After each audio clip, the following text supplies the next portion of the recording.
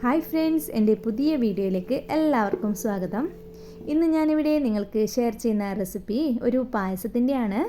ക്യാരറ്റും സേമിയവും വെച്ചുകൊണ്ടുള്ള ഈസി ആയിട്ട് ഉണ്ടാക്കാൻ പറ്റുന്ന അടിപൊളി ടേസ്റ്റുള്ള ഒരു പായസം. ഈ ഒരു രീതിക്ക് പായസം നിങ്ങൾ ഉണ്ടാക്കി കഴിച്ചിട്ടില്ല എങ്കിൽ ഒന്ന് ഉണ്ടാക്കി നോക്കുക. അതിനായിട്ട് വീഡിയോ മുഴുവനും കാണുക. എൻ്റെ ചാനൽ ആരെങ്കിലും സബ്സ്ക്രൈബ് ചെയ്യാതെ കാണുന്നുണ്ടെങ്കിൽ ആ സബ്സ്ക്രൈബ് ബട്ടൺ കൂടി ഒന്ന് പ്രസ്സാക്കുക. എന്നാൽ നമുക്കിത് ഉണ്ടാക്കാനായിട്ട് പോവാം. അതിനായിട്ട് 2 വലിയ സൈസിലുള്ള ക്യാരറ്റ് തന്നെ ഞാൻ എടുത്തിട്ടുണ്ട്. 2 കപ്പ് മുഴുവനായിട്ടും കിട്ടിയിട്ടുണ്ട്. ഇനി പായസം ഉണ്ടാക്കുന്ന പാത്രത്തിലേക്ക് 2 ടേബിൾ സ്പൂൺ ഗീ ചേർത്ത് കൊടുക്കുക. ഗീ ഒന്ന് നല്ല പോലെ തന്നെ ചൂടായാൽ ഇതിലേക്ക് കുറച്ച് കാഷ്യൂ നട്ട്സും കിസ്മിസും ചേർത്ത് കൊടുക്കാം. നിങ്ങളുടെ കയ്യിൽ ഉള്ള ഡ്രൈ ഫ്രൂട്ട്സ് വെച്ച് ഇത് ചെയ്തെടുക്കാം. ബദാം ഉണ്ടെങ്കിൽ അത് ചേർക്കാം.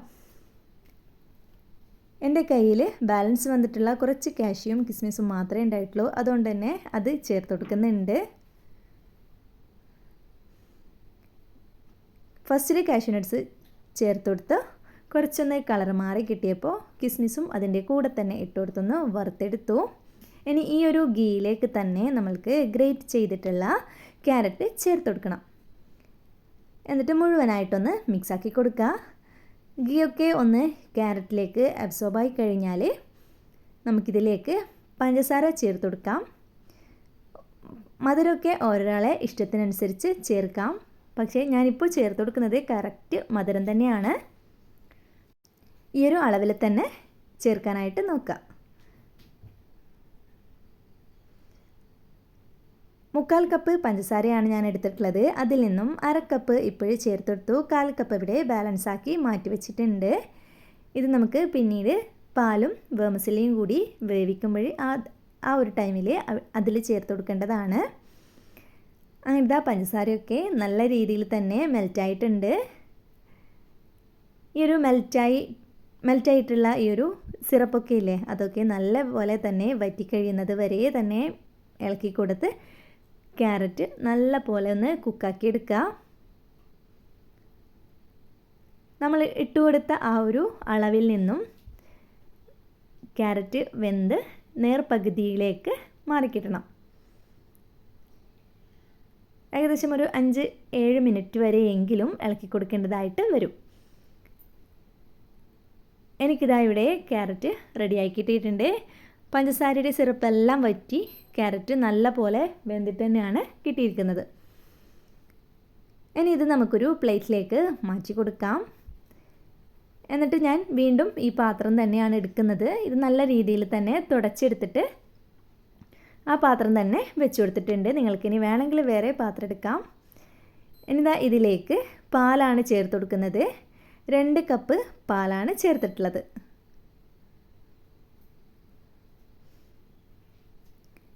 ഇനി പാലൊന്ന് തിളപ്പിച്ചെടുക്കുക. ഇതിലേക്ക് നമ്മൾക്ക് നേരത്തെ ബാക്കി വെച്ചിട്ടുള്ള 1/4 കപ്പ് പഞ്ചസാരയും കൂടി ചേർത്ത് കൊടുക്കാം. ഇനി ഇതാ പാല് നല്ല പോലെ തന്നെ തിളച്ചിട്ടുണ്ട്. ഇനി ഇതിലേക്ക് 1 കപ്പ് സേമിയയും കൂടി ചേർത്ത് കൊടുക്കാം. നിങ്ങൾ ഈ രീതിയിലുള്ള സേമിയല്ല എടുക്കുന്നുണ്ടെങ്കിൽ കുറച്ചധികം ടൈം തന്നെ വേവിച്ചെടുക്കണം.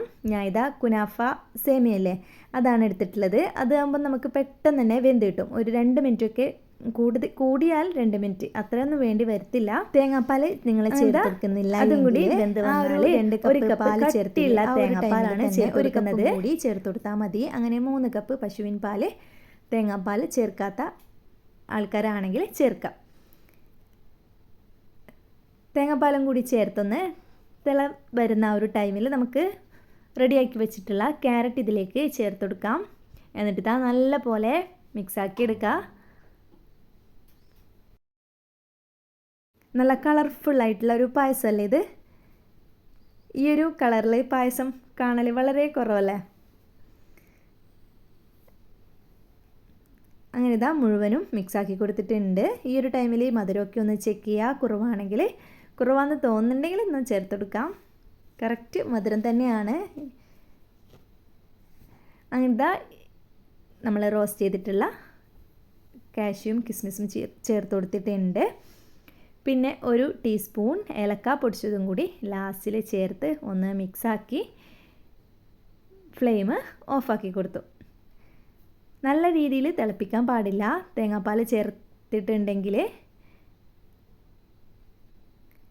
അങ്ങനെ ഇതാ പായസം ഇവിടെ റെഡി ആയിട്ടുണ്ട്. ഞാൻ ഇതൊരു ബൗളിലേക്ക് കോരി മാറ്റുകയാണ്.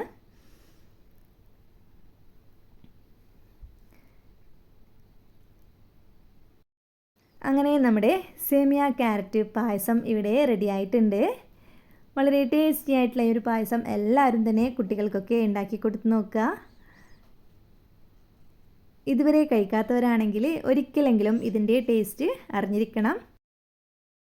ഇന്നത്തെ വീഡിയോ ഇവിടെ ഫുള്ളായിട്ടുണ്ട്. ഇനി വേറൊരു വീഡിയോയുമായി കാണുന്നത് വരെ എല്ലാവരോടും bye. Thanks for watching my video.